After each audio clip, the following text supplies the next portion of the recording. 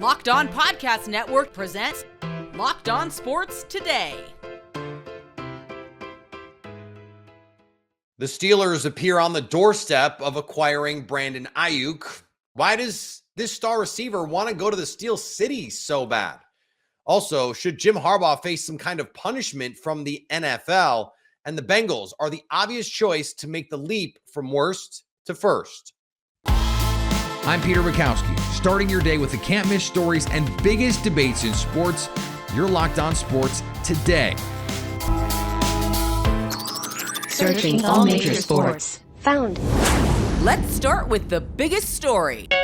All right, so we're 0 for 1 on Brandon Aiyuk. We talked to Mike Debate from Locked On Patriots yesterday, and within moments of having that conversation, Adam Schefter reported the Patriots are out. So that leaves right now, we believe, based on the reporting, the leaders in the clubhouse for Brandon Aiyuk are the Pittsburgh Steelers. As of this recording, there is no deal that could literally change while we are having this conversation with our pal Christopher Carter from Locked On Steelers. Because when we're talking great receivers, I don't want Christopher to be confused with Chris, who always has some takes too. This is our Chris Carter. Chris, why the Steelers if you're Brandon Aiyuk? If you're Brandon Aiyuk, you're probably looking at the Steelers and looking like, look, Mike Tomlin has had a great track record with a lot of wide receivers. They've got a whole new offense. He's thinking, you know what, they have the cap space to pay right now. They know how to treat their stars. You look at how they've treated several of their stars over the years. There's guys that haven't worked out in Pittsburgh, but if you get a big contract, you live a pretty good career with the organization. And I think you can also see like, hey, you know what, they got new quarterbacks in there. They had Kenny Pickett. They didn't play around. He's gone after 2 seasons. They're trying to fix the offense. I could be a part of something over there. And I think a big part of this, again, goes back to Mike Tomlin. A lot of players love to play for that guy. I think that's a big reason why they got Justin Fields. I think it played into how they got Russell Wilson. And I think it's how they've gotten a few guys over the past few years with his reputation. So I think that plays a big part of it. Is he wants to play for Mike Tomlin, but also for an organization that generally they know what they're doing, even when their roster isn't all that great. So you go in there, I think it makes sense from that respect. Yeah, I was talking to a media friend of mine, and it was like this might be one of those rare situations where this is actually not about the money. Where this is actually about saying, I want to go somewhere where I feel valued, not just in a dollar standpoint. Because the reporting is the Patriots were willing to give him the Texas with the $sign contract. They were willing to say, here's 30 plus million or whatever he wanted. He said, thanks, but no thanks. That the appeal here is to go somewhere. Remember, he and Kyle Shanahan did not always get along early in their tenure. He wants those targets. And it seems like this is a huge Mike Tomlin play. I want to go play for a coach that I think will make my quality of life better. And that's just not something we see superstar players that are especially non-quarterbacks do, where it's like, I want to feel valued by this organization. And that's the appeal for the Steelers.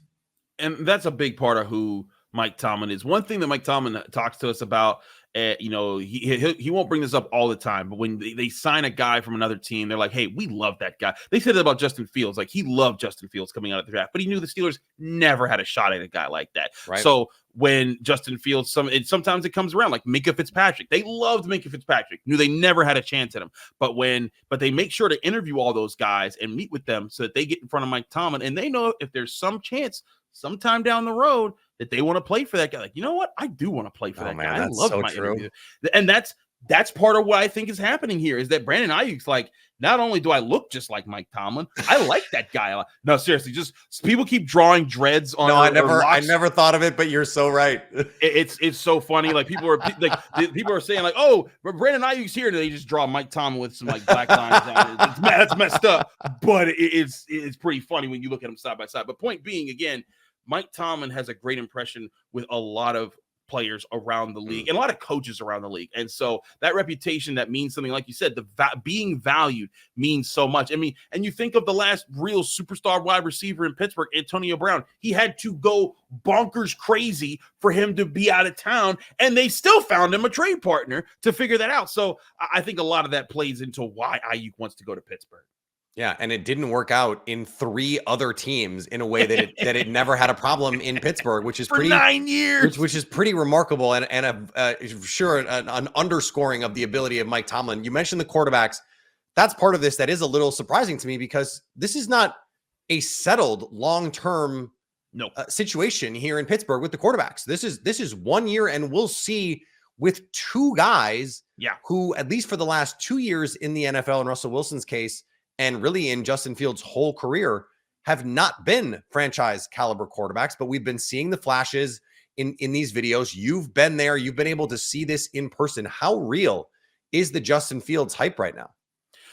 The hype is at the sense that it's like, hey, he is cleaning up a lot of the things that we weren't sure if he would clean up, coming from Chicago. Mechanics. And he's even talked about it. He's like, he said, I needed to work on my mechanics. I needed to do this. He needs to not have happy feet in the pocket. I asked Mike Tomlin about that. He said, we love his progress with his lower body and how he operates the pocket, how his consistency, throwing over the middle, also understanding when and where to go with the football so he doesn't have to use his legs as much. Now, we need to see this in live game action against real defenses because Lord knows everybody in Pittsburgh remembers last year in preseason. Kenny Pickett looked elite. I mean, literally a touchdown drive every time he took the field, and it was like, oh well, that offense is going to perfect passer rating in the preseason. Exactly, they literally scored every time, and then they got to the 49ers and they gained 1 yard in the first half of football. So like it was obvious how bad the offense was. Once the season really got started. I think that's where everyone's kind of like a little still nervous about, like, could Justin Fields be showing more of that? But I think that with the construction of the offense, Arthur Smith, this offense knows who it is right now. Like when I ask these players, what's the identity of this offense right now? They're saying, oh yeah, we're running the football. We're going play action. We're doing this. We're trying to create these opportunities. I asked that question to them in late November of last year. And like guys like Najee Harris, Pat Fryerman said, we're still figuring that out. I mean, they're still figuring it out in like week 12 last year. So that's the difference right now, is that these quarterbacks, they're going to be part of a system. And dare I say, system quarterbacks. I think that's what the Steelers are looking for right now. Will Russell Wilson play to the system, stay on schedule, not try to overdo things and be Superman? And occasionally, hey, uncork that moon ball when a play breaks down and you see, Calvin Austin speeding down the sideline, or George Pickens can do a one-handed grab or something like that. But by and large, stick to the schedule, do that. And I think that's what the Steelers are looking for. Who does that the best this year? And if they get that, maybe they sign that guy for a long-term contract. But I think that they love what they've seen out of Justin Fields. Russell Wilson hasn't practiced that much. He got hurt in before training camp with the conditioning test, and they've kind of like let him ease back into things. They're going to let Justin Fields show what he's got in this first game. But that second game, that's when I expect Russell Wilson to kind of show, okay, everybody, this is why I've been a Pro Bowler like 9 times. Stay up to date all year on the Pittsburgh Steelers by subscribing to Locked On Sports Today and Locked On Steelers on your favorite podcast app and on YouTube. Thanks for making Locked On Sports Today your first listen. Coming up, should Jim Harbaugh face an NFL penalty for collegiate infractions? Before we get to that, the U.S. women's basketball team was led by 2 Las Vegas aces, but not the ones you're expecting. Game Time makes getting to the ballpark even faster and easier. Prices on the Game Time app actually go down the closer you get to game time. That's pretty fun. With killer last-minute deals, all-in prices, and their best price guarantee, Game Time takes the guesswork out of buying tickets. They're obsessed with finding ways to help you save money on tickets. Game Time has deals right up to the start of the event, even an hour after it starts. It's the place to find last-minute seats. Find exclusive flash deals and sponsored deals on tickets for football, basketball, baseball, concerts, comedy, theater, and more. And the Game Time guarantee means you'll always get the best price if you find tickets in the same section and row for less. Game Time will credit you 110% of the difference. Take the guesswork out of buying tickets with Game Time. Download the free app, and new users can get $20 off their first purchase with code Locked On. Terms apply. That's code Locked On for $20 off your first purchase with Game Time. Download the Game Time app today. Last minute tickets, the lowest price guaranteed. If you're catching this episode after hearing your favorite Locked On show, make sure to subscribe to Locked On Sports Today on YouTube or wherever you get your podcasts so you never miss an episode. 2 Las Vegas Aces teammates helped the U.S. women's basketball team to an easy 88-74 win over Nigeria. Kelsey Plum and Jackie Young, big factors in Team USA's 59th straight Olympic win. Young was elevated to the starting lineup and celebrated by scoring 19 points. Plum, on the other hand, was the last player off the bench for the U.S., but her 6 minutes on the court had her plus 11 on the scoreboard. Team USA now faces Australia in the semifinals at 3 p.m. Eastern on Friday. On the training camp field, the Jaguars rookie had a big day. 2024 training camp is still moving along, and the Jacksonville Jaguars got some movement today from the rookie, Brian Thomas Jr. Got open a few times down the sideline, made really, really big plays. He just makes things look so easy, and I think that's his talent. The talent almost makes it look like he's not going full speed, but he kept finding his way open today. Had a little 50-50 battle with Antonio Johnson in the end zone right in front of GM Trent Baalke. Both guys made good plays on the ball. Thomas didn't come down with it. If you flip it over on the defensive side, guys are flying around, looking really, really good in the secondary. And I'm going to give a shout out to Ventrell Miller, second-year linebacker out of University of Florida. He is going to be on this too deep. He is a heat-seeking missile with a navigation system that will not quit. For more on training camp for the Jacksonville Jaguars, check out Locked On Jaguars, where it's your team every day. We always thank you for making us your first listen. On the diamond, the Cubs took a series from the Twins. The Twins gave this game to the Cubs. If I'm a Twins fan, I'm really frustrated tonight. Luckily, you're not. And again, possibly before the game even started with the lineup Baldelli put out there. Weird. Not sure why they did that with an off day tomorrow, but that's what happened. Again, 5 walks in that big run scoring inning there in the third. 1 hit, 5 walks, and a sacrifice fly. Richards with one of the worst performances I've seen by a pitcher all year. He threw 2 wild pitches also for good measure. Yeah. Javier Assad in this one, Sam, only 4 innings. Yeah. 2 runs, 3 hits, walked 2. He hit a batter. He struck out 1. 75 pitches and 48 strikes. And here's the kicker on Assad after this one. He has now gone more than 5 innings in just 7 of his 21 starts this year. And he is averaging 87 pitches per start despite not going deep into games. And his strike percentage is only 56%. So while I'm not ready to necessarily label him anything, which would be the failed starter label. It wouldn't be a Charger season until the first devastating injury, whether it's actually really bad or just dispiriting. Justin Herbert on the shelf right now with a foot injury, which is something you never want to hear. And even though we don't think it's severe, you never can tell. It's a foot injury. David Drogemeyer from Locked On Chargers joins me now. And David, the Chargers are telling us all the right things. Everything we're hearing is that this is not serious, but what is your concern level right now? Just because this is the start of a new era. Everyone's supposed to be really excited. And then your franchise quarterback gets hurt. Yeah, definitely less than ideal. Nobody wants to see that happen. But unfortunately, it's part of the game. And so in reference to Justin Herbert, it's a plantar fascia injury is what they are saying it, as opposed to plantar fasciitis, which is more chronic in nature. They are not the same thing. So when it comes to this particular type of injury, it's mostly about pain management based on, the doctors that I've listened to speak about this topic. And, we know that obviously the NFL has access to the best medical professionals on the face of the earth. And they are going to have, pain management options like a pain injection shot, which is pretty common. I would expect that Justin Herbert is probably going to be taking those shots pretty regularly to be able to manage the pain, because that's what this injury is all about, is managing the pain. And I think the one thing that we know about Justin Herbert is he is extremely tough. He played 9 or 10 games while he had a fractured rib cartilage injury, which was extremely painful, but he was able to play through it anyway. That just coupled with knowing who Justin Herbert is, I fully expect him to be ready to work and ready to go out there and play week 1.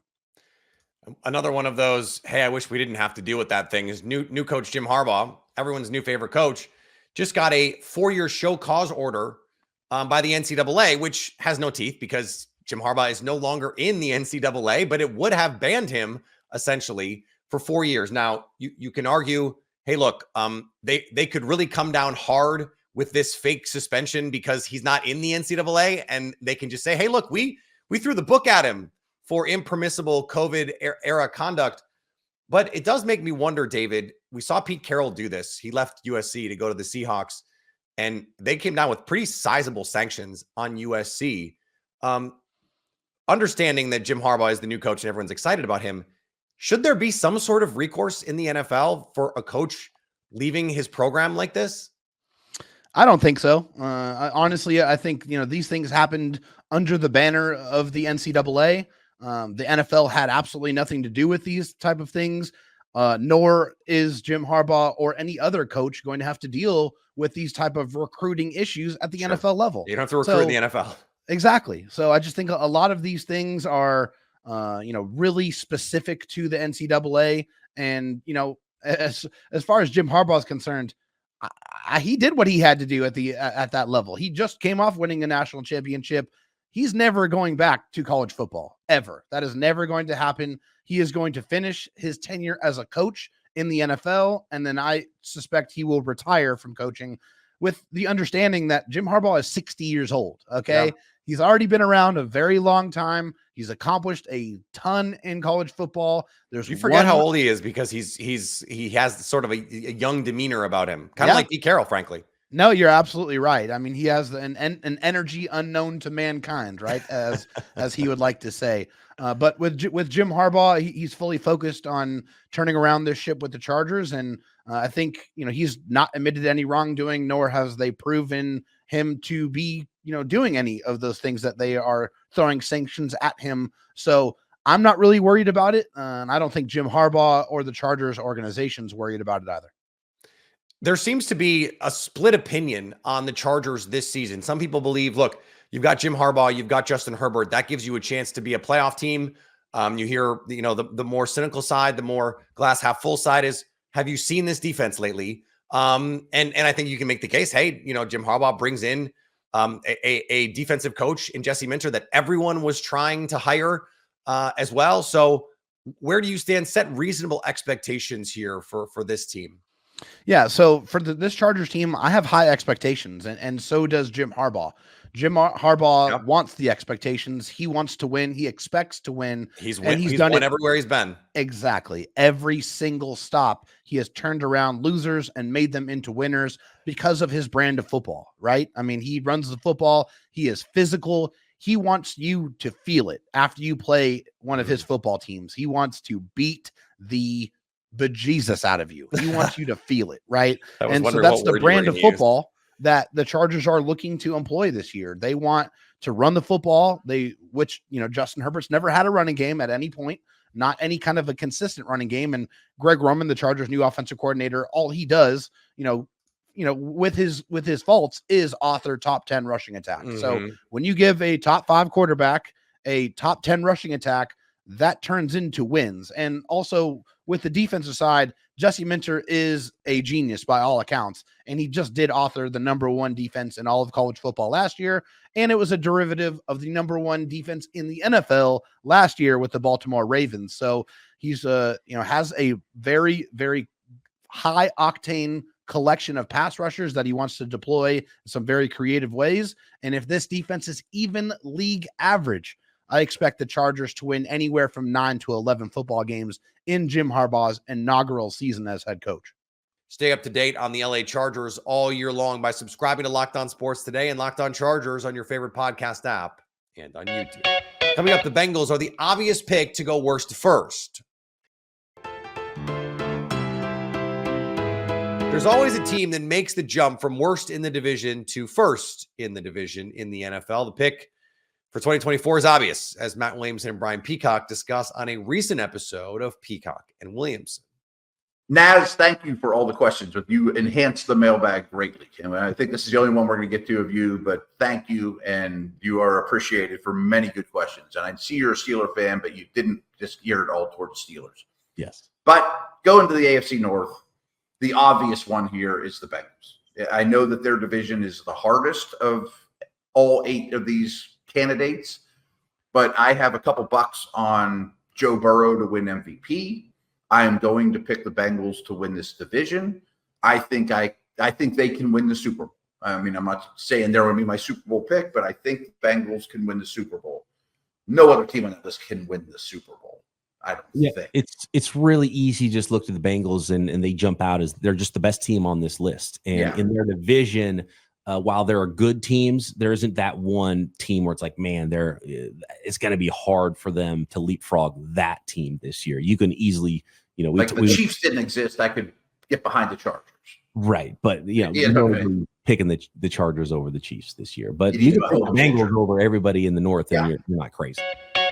Every year in the NFL, a handful of teams inevitably cycle out. It's always 3-4 teams that make the postseason who don't make it the next year. And when you're trying to predict those teams and you're trying to find, okay, if this team falls out, who's going to come in?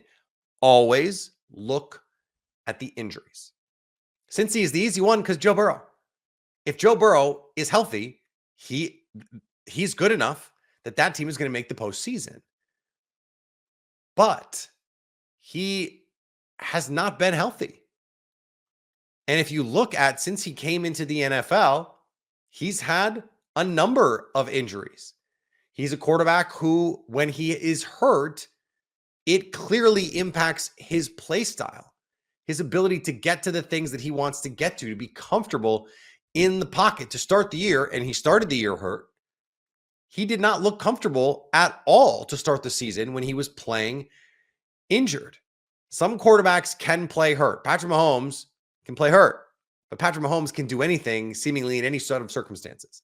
Yes, if Joe Burrow plays 17 games, they're not just a playoff team, but a potential division winner and a potential conference contender. But I don't know how at this point you can be confident that is going to happen. Add in some of the turmoil with T. Higgins' contract situation, with all of the turnover that's happened on defense, a defense that underperformed last season relative to our expectations of it. It's hard for me to predict the Bengals to do that, but if they do, I'm not going to be surprised. And finally, Major League Baseball is trying to evolve in an ever-changing sports landscape that is seemingly leaving it behind. As such, the Atlanta Braves and Cincinnati Reds will play a baseball game next year in a place that is not a baseball stadium. And it's not like they're going to a soccer pitch like the NFL does, and you can just retrofit it. They're playing at Bristol Motor Speedway. The home of iconic NASCAR races. Yeah, Ronald Acuna and Ellie De La Cruz will be playing baseball at a speedway. We have to get a race, right? We have those guys have to race on the track. We have to see it.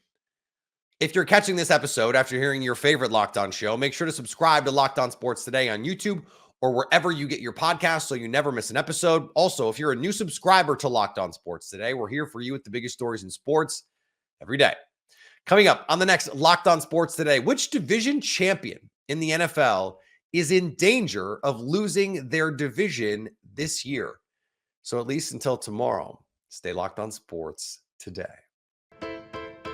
Locked On Podcast Network presents Locked On Sports Today. For more episodes of Locked On Sports Today, go to our video on demand. Click on Sports at the top of your screen. There, you'll find past episodes of Locked On Sports Today, plus other Locked On shows on demand.